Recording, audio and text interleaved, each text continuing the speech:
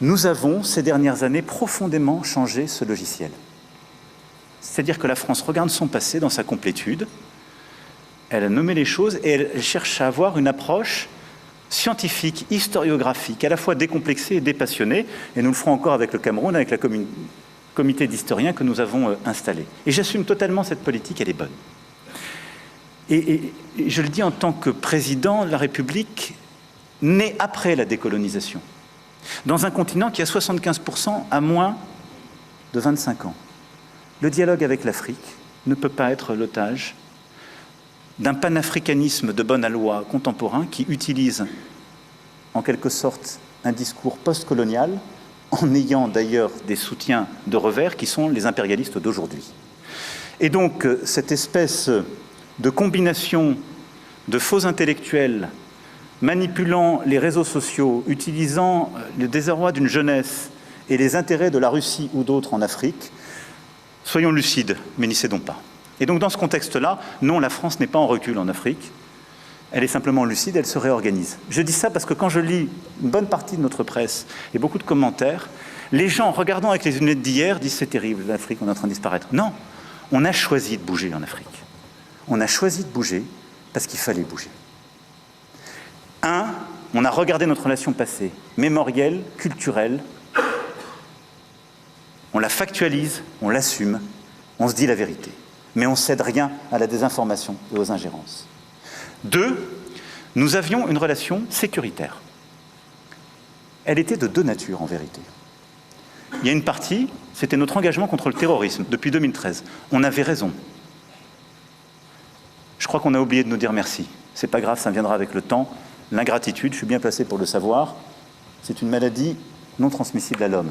Mais je le dis pour tous les gouvernants africains qui n'ont pas eu le courage, vis-à-vis de leurs opinions publiques, de le porter, aucun d'entre eux ne serait aujourd'hui avec un pays souverain si l'armée française ne s'était pas déployée dans cette région.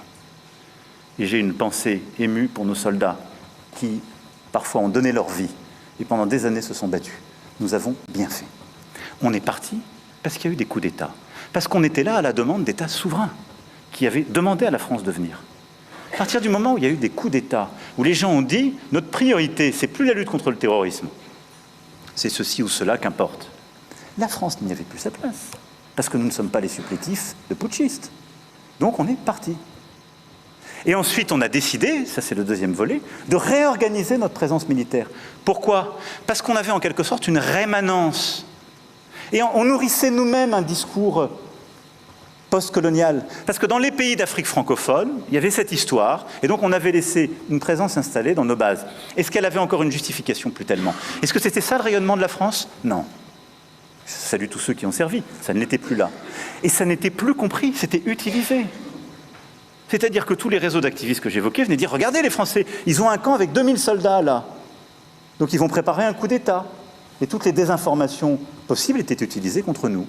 Donc nous avons patiemment, et je remercie Jean-Marie Bockel, je le remercie à double titre, personnel et pour cette mission, parce qu'il fait partie de ceux qui ont vécu dans sa chair et la chair de sa famille, ce que j'évoquais tout à l'heure. Mais il a mené patiemment, en lien avec les ministres et le SEMA, cette mission. Et donc nous avons proposé aux chefs d'État africains de réorganiser notre présence. Comme on est très poli, on leur a laissé la primauté de l'annonce. Mais vous ne trompez pas, c'est nous qui l'avons... Et parfois, il a fallu les pousser. Mais pas parce qu'on est poli et correct et qu'on se réorganise nous-mêmes qu'il faudrait que ce soit retourné contre nous en disant « ils sont chassés d'Afrique ». Je peux vous dire que dans bien de ces pays, on ne voulait pas enlever l'armée française ou même la réorganiser. Mais on l'a assumé ensemble. C'est ça le partenariat. Et donc oui, nous sommes en train d'ouvrir un partenariat de sécurité et de défense nouveau, où on aura des bases stratégiques. Djibouti en fait partie, c'est pourquoi elle est d'une toute autre nature. Je l'ai évoqué devant nos militaires, elle sera pérenne, stable, parce qu'elle est régionale. Et on va demander à nos partenaires de savoir exprimer leurs besoins en termes de défense. Mais on va faire plus de formation, plus d'équipements, plus de renseignements, plus de contrats aussi dans la durée de défense. On va qualifier la menace avec eux. Et on va aussi inventer une nouvelle relation, comme on l'a fait ces dernières années avec le Bénin, relation inédite, comme on va le faire avec le Nigeria, où on a commencé un dialogue stratégique qui n'existait pas jusqu'alors, ce qui était une aberration, etc.